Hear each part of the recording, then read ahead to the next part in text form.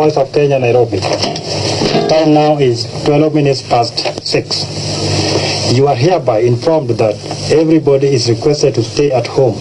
There should be no movement in town. The government has now been taken over by the military until further notice.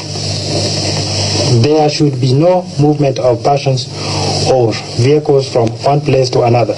The police should now assume their role of civilian until further notice.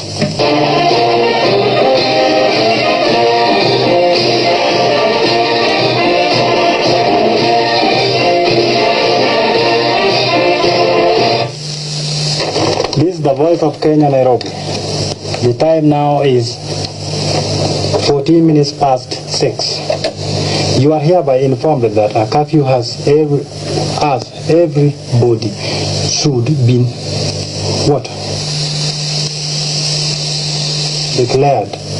Everybody should Everybody should stay at home. There should be no movement in town. The government has now been taken over by the military until further notice. There should be no movement of persons or vehicles from one place to another. The police should now assume the role of civilian until further notice. A warning. The government has been taken by a very, very, very powerful group supported by the people, wananchi wenyewe na wanajeshi wote. Kwa hivyo, wherever you are, cooperate or you blame yourself. Thank you. Voice of Kenya.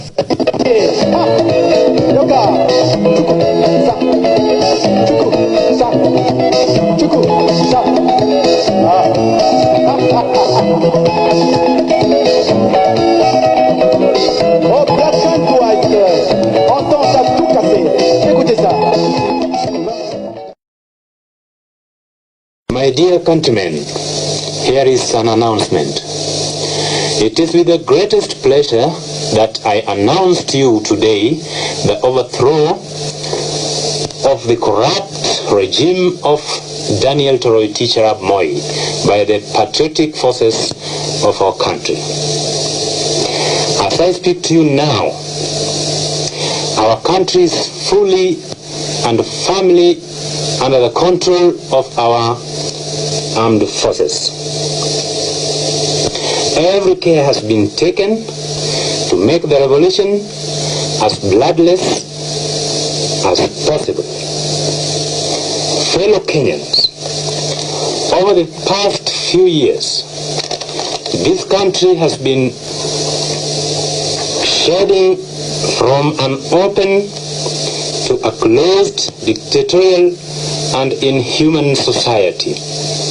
The fundamental principles for which many of our people sacrificed their lives during the heroic struggle for independence have been compromised in the interest of a few greedy and irresponsible bandits. Over the past 6 months, we have witnessed with disgust the imposition of a de jure one-party system without the people's consent, arbitrary arrest and the detention of innocent citizens, censorship of the press, intimidation of individuals, and general violation of fundamental human rights. This ruthless oppression and repression is reminiscent of the past colonial days which Kenyans thought were buried at independence. A gang of local tyrants has emerged whose only function is to terrorize and intimidate with senseless warnings. Rampant corruption, tribalism, nepotism has made life almost intolerable in our society. The economy of this country is in shambles due to corruption and mismanagement. The cost of living in Kenya today is among the highest in the world.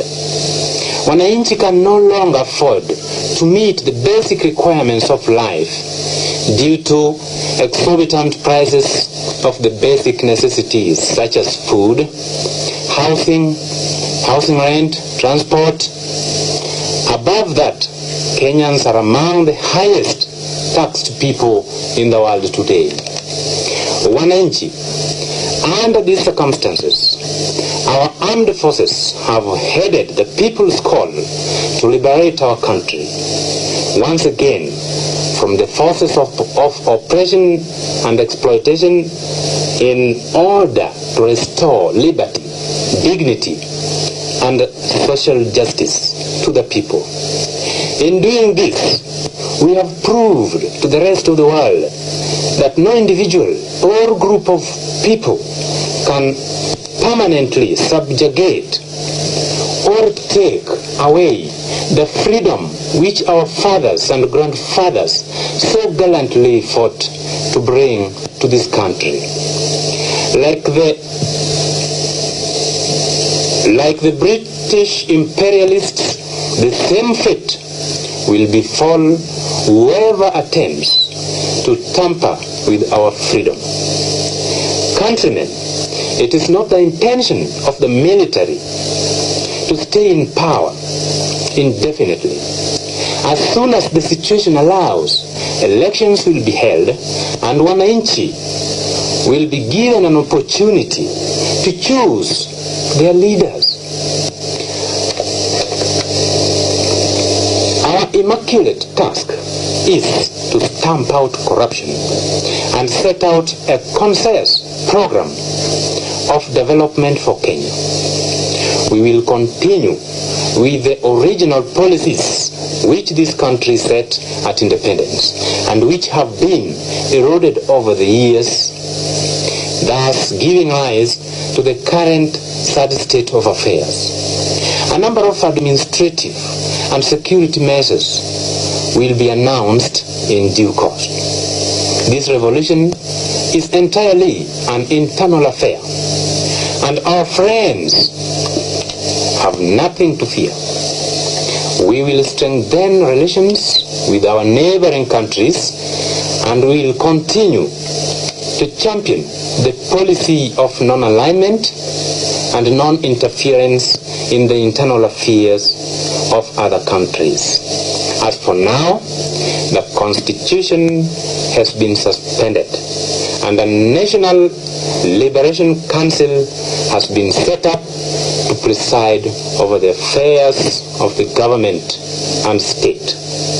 All the detainees and political prisoners are released forthwith with immediate effect.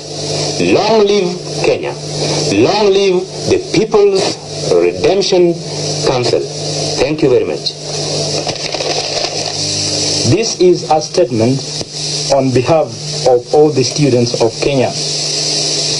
On behalf of the students and the people of Kenya, we, the University of Nairobi students, register our wholehearted and unconditional support for the August 1st revolution organized by the Kenya People's Redemption Council. We humbly request our new popular government to accord us the freedom we have always cried for. Thank you.